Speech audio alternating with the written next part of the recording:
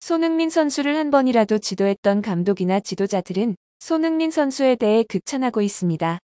최근 카타르를 찾은 마우리시오 포체티노 감독도 그중 한 사람인데요.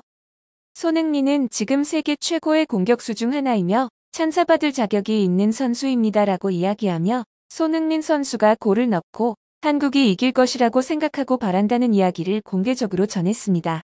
아르헨티나 출신인 마우리시오 포체티노 감독은 손흥민 선수를 토트넘에 영입한 전 감독인데요. 토트넘 입단부터 함께하며 그의 전성시대 개막을 도운 명감독이라고 할 수 있습니다. 포체티노 감독과 손흥민 선수의 인연은 꽤나 깊습니다. 포체티노 감독은 2014년부터 2019년까지 토트넘을 이끌며 2018-2019 시즌 챔피언스리그 준우승을 차지할 수 있도록 지휘했죠. 포체티노 감독은 현재 월드컵 경기를 보고자 카타르에 머무르며 여러 매체와 인터뷰를 진행했습니다. 그는 제가 사우샘프턴에 있던 2013년부터 손흥민을 데려오고 싶었다. 본인은 물론 가족과도 만났다며 당시엔 손흥민이 너무 어려서 레버쿠젠에 남길 원했다. 이후에도 그를 계속 지켜보며 성장세를 확인했다고 회상했는데요. 이어 손흥민은 토트넘에 부임하자마자 가장 먼저 영입하고 싶은 선수였고 토트넘에서 함께할 기회가 있었다며 우리는 그의 잠재력을 봤고 그의 성장은 환상적이었다고 말했습니다. 포체티노 감독은 손흥민이 현재 월드클래스 반열에 오르며 성장할 수 있도록 많은 지지를 아끼지 않았던 것으로 전해지고 있습니다. 특히 손흥민 선수가 독일 리그에서 처음으로 잉글랜드 프리미어리그에 입성했던 초기 어려움을 겪을 때 가장 큰 버팀목이 되어 주었던 것으로 유명합니다. 손흥민 선수에게 변함없는 지지를 보내며 적응을 도운 것이었죠. 그는 손흥민 선수와의 비하인드 스토리도 털어놨는데요.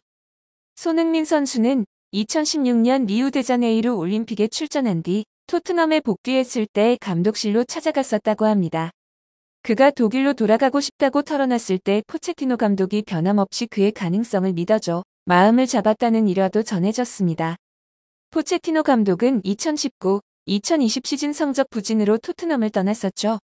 떠난 이후 포체티노 감독은 지난해 초부턴 프랑스 최강팀 파리 생제르맹을 맡았었습니다. PSG는 현재 최고의 스타 선수들을 보유하고 있습니다. 네이마르, 킬리안 음바페 등 이미 호화 멤버이던 PSG는 지난해 여름엔 슈퍼스타 리오넬 메시까지 가세한 가운데 2021-2022 시즌 리그왕 우승을 차지했으나 챔피언스리그에선 경쟁력을 보여주지 못했다는 평가 속에 결국 올해 7월 PSG를 떠나게 되었었죠. 포체티노 전 감독은 메시에 대해선 실수가 없는 완벽주의자다. 훈련이나 경기에서 실수한 걸 본 적이 없다며 평가하고 있었는데요. 이적설이 돌고 있는 메시의 거취와 관련해 그는 메시가 바르셀로나를 떠날 거라고 누가 상상이나 했겠나? 미래가 어찌 될지는 모르겠지만 무슨 결정을 하든 중요한 건 선수 자신의 행복이라고 덧붙였습니다. PSG는 메시의 빈자리에 손흥민 영입을 염두에 두고 있다는 소식이 전해져 메시의 이적에 관심이 생길 수밖에 없었습니다. 수많은 세계적인 스타들과 함께했음에도 그는 늘 손흥민 선수에 대해 극찬하고 있었습니다. 인터뷰 말미에는 소니 힘내. 할 수 있어. 난 내가 골과 함께 경기를 승리로 이끌 거라고 믿어 응원했습니다. 그런데 토트넘 콘테 감독은 현재 23년 계약 종료를 원하고 있다고 하는데요. 콘테 감독이 토트넘을 떠나면 물망에 오른 3명의 감독 중 포체티노 감독도 포함되어 있습니다. 브랜드포트의 토마스 프랭크와 스포르팅 루벤 아모림 감독 등과 함께 거론되고 있죠. 다시 한번 손흥민 선수와 포체티노 감독이 인연이 이어질지 궁금해지는 부분입니다. 그렇지만 많은 팬들은 인연이 이어질까 걱정을 하고 있습니다. 전술적으로 희생을 당했던 부분은 콘테 감독과 별반 다르지 않았기 때문이죠. 또한 손흥민 선수를 늘 응원하고 지지해주는 사람은 포체티노 감독뿐 아닌데요. 토트넘의 전 감독이었던 샤우드 또한 전 세계 축구 감독 중에 손흥민을 원하지 않을 사람은 없을 겁니다. 실력, 투지 그리고 인성까지 다 가졌죠. 종합 선물 세트 같습니다. 그게 누가 됐더라도 축구 감독이라면 그를 지도하는 일은 그저 꿈만 같은 일입니다라고 이야기한 적 있었습니다. 손흥민 선수가 명실공히 최고의 스타 플레이어라는 것은 분명합니다. 그래서 손흥민 선수에게 이번 월드컵은 정말 아쉬울 수밖에 없습니다. 2002년 월드컵에서 코뼈 골절로 마스크를 쓰고 출전했던 경험이 있는 김태형 선수는 마스크 투혼을 발휘하고 있는 손흥민에 대해 정상적인 경기력에 비해 60%, 70% 정도밖에 실력 발휘를 하지 못하고 있다고 얘기했습니다. 또 하나 마스크 착용에 따른 가장 큰 어려움은 시야 확보라고 꼽았는데요. 축구를 할 때 눈동자를 좌우로 많이 굴리면서 순간적으로 판단을 하고 해야 하는데 마스크가 딱 그 각도에서 가리기 때문에 시야적으로 되게 불편하고 그 다음에 볼이 오는 스피드나 낙하 지점 같은 걸 순간 판단하기가 어려운 상황이 있다고 설명했습니다. 현재 손흥민 선수는 최악의 상황에서 온전히 자신의 의지로 경기에 출전하고 있는 것이죠. 손흥민 선수가 부상을 당한 후 월드컵에 대한 출전 여부조차 불투명할 때 많은 사람들이 실제로 출전할 수 없다 하더라도 손흥민 선수가 대표팀 명단에 포함되는 것은 정말 중요한 일이라고 입을 모았습니다. 더욱이 현재 불안정한 몸 상태에도 그라운드에 뛰고 있는 것은 한국전력의 플러스 요인으로 작용할 수밖에 없죠.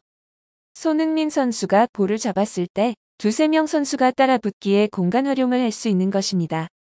본인의 의지가 무엇보다 중요하겠지만 팀의 전술상 손흥민 선수는 없어서는 안 되는 선수 중에 한 명임이 분명합니다. 100% 자신의 기량을 펼칠 수 없는 상황에서도 자신의 탓을 하는 한국 선수들입니다. 김민재 선수 또한 부상에도 불구하고 가나전에 본인의 의지가 강해 출전했다고 하죠. 아픔을 무릅쓰고 끝까지 경기에 뛰고 결국 마지막 순간에 교체 사인을 전달했을 정도로 한국 선수들의 의지가 대단한 상황입니다. 먼저 예선 경기를 끝낸 일본 대표팀은 죽음의 조라고 불리던 2조에서 독일과 스페인을 꺾고 조 1위로 16강에 진출했는데요. 스페인은 조 2위로 올라가면 혹시 모를 유리한 상황에 전력을 다하지 않았다는 비판을 받고 있습니다. 포르투갈은 한국의 패하고 가나가 우루과이를 이겨 조 2위로 16강에 진출하게 되면 브라질을 만날 가능성이 있기 때문에 사력을 다해 한국을 이기겠다고 맞섰는데요. 한국은 다른 나라들의 상황이 어찌 됐건 포르투갈전에 끝까지 최선을 다하는 것이 중요합니다. 포르투갈을 이기는 것은 매우 어려운 상황이라는 분석입니다. 하지만 포르투갈도 최상의 전력 상태는 아닌데요. 강력한 공격진을 보유하고 있는 포르투갈은 객관적인 전력에서 한국을 앞서고 있는 것은 사실입니다. 하지만 포르투갈에도 빈틈이 생겼죠. 주요 선수 중 일부가 부상으로 경기에 나설 수 없다는 점입니다.